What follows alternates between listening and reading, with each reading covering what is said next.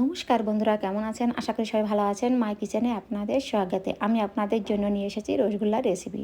কীভাবে বাড়িতে সহজেই তৈরি করতে হয় সেইটা দেখাবো। চলুন রেসিপিটি শুরু করি রসগোল্লা বানানোর জন্য। আমি এখানে গ্যাসে 2 কিলো দুধ দিয়েছি কড়াইতে। এই 2 কিলো দুধটাকে সুন্দর করে আমি জ্বালিয়ে নেব, আর এটাকে সুন্দর করে নাড়াচাড়া করতে আমি থাকবো। এটা নাড়াচাড়া না করলে দুধটা পড়ে যাবে।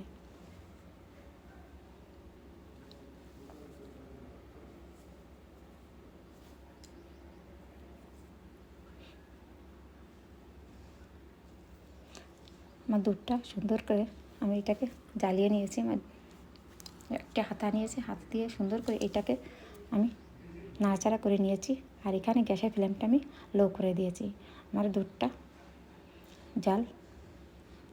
জ্বালানো হয়ে গেছে। এখন এইটাকে আমি এভাবে রেখে দিয়েছি। তারপরে আমি ছানাটা কাটার জন্য ভিনিগার নিয়েছি।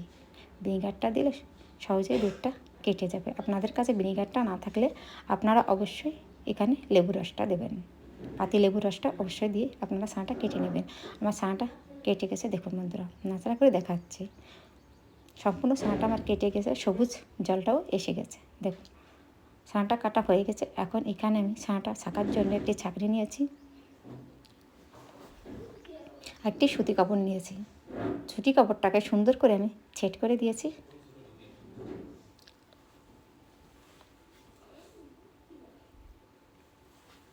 ছানাটা আমি দিয়ে দিয়েছি। দেখুন আমার ছানাটা ঢালা হয়ে গেছে। ঠান্ডা জল দিয়ে এটাকে সুন্দর করে ধুয়ে নেব, কারণ ভিনিগার টক থাকে, নয় টক টক ভাবটা এসে যাবে রসগোল্লায়। সুন্দর করে এখন আমি ছানাটার যে জলটা আছে জলটা চেপে চেপে বের করে দেবো। এইভাবে দেখুন কীভাবে বের করে নিয়েছি জলটা, আপনার একবার দেখলে বুঝতে পারবেন।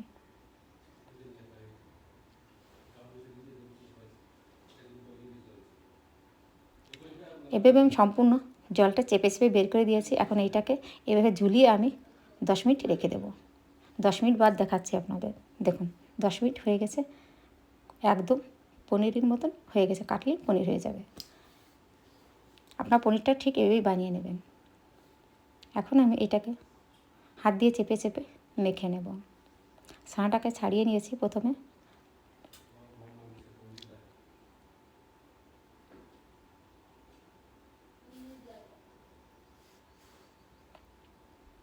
এখানে আমি 1 চিমটি বেকিং সোডা দিয়েছি, আর 1 চিমটির মতন একদম অল্প পরিমাণ বেকিং পাউডার দিয়েছি। সুন্দর করে এখন এইটাকে মেখে নেব হাত দিয়ে চেপে চেপে। সুন্দর একটা ডো আমি তৈরি করব গোলাপ জামুনের জন্য।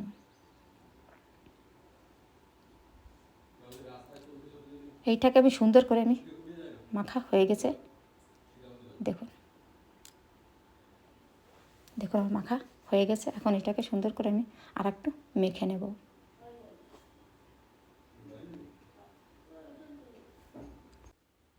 এটাকে আমি সুন্দর করে মেখে নিয়েছি। দেখুন আমার ডোটা রেডি হয়ে গেছে। এখন এইটাকে আমি গোল গোল করে বানিয়ে নেব রসগোল্লার বানানোর জন্য। এটাকে দেখুন এভাবে আমি গোল করে বানিয়ে নিয়েছি। দেখুন একটি প্লেটে রেখে দিয়েছি। এভাবে আমি সম্পূর্ণ রসগোল্লার সাইজগুলো বানিয়ে নিয়েছি। আপনার ইচ্ছে বড়ো বানাতে পারেন, ছোটো বানাতে পারেন, কোনো সমস্যা নাই। এদিকে গ্যাসে একটি প্যান আমি বসিয়ে দিয়েছি চাশনি বানানোর জন্য। এখানে আমি 1.5 কাপ চিনি নিয়েছি। আমি চিনির পরিমাণটা 1.5 কাপ নিয়েছি, আর 4.5 কাপ জল দিয়েছি। আপনার এটা অবশ্যই খেয়াল রাখবেন। 2 কিলো দুধ থেকে আমি ছানা বানিয়েছি, সেই ছানার ভিতরে 1.5 কাপ আমি একটি কাপ নিয়েছি, সেই কাপের মেজারিং কাপের 1.5 কাপ চিনি আর 4.5 কাপ জল দিয়েছি। অবশ্যই আপনারা এটা খেয়াল রাখবেন। সুন্দর করে এটাকে নাড়াচাড়া করে নিয়েছি।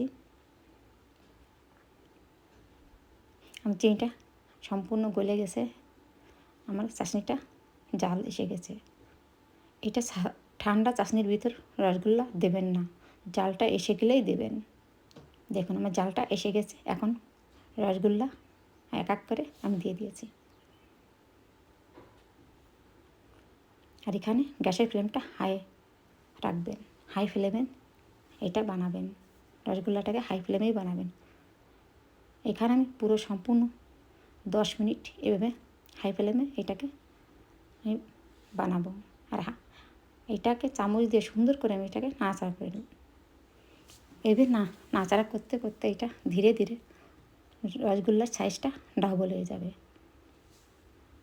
দেখুন আমি 10 মিনিট এভাবে এটাকে রেখে দিয়েছিলাম, আর এটাকে লাগাতার নাড়াচাড়া করতে থাকি। দেখুন 10 মিনিট পর আপনাদের দেখাচ্ছি সম্পূর্ণ ডবল হয়ে গেছে। দেখুন দেখুন বন্ধুরা কত সুন্দর হয়েছে।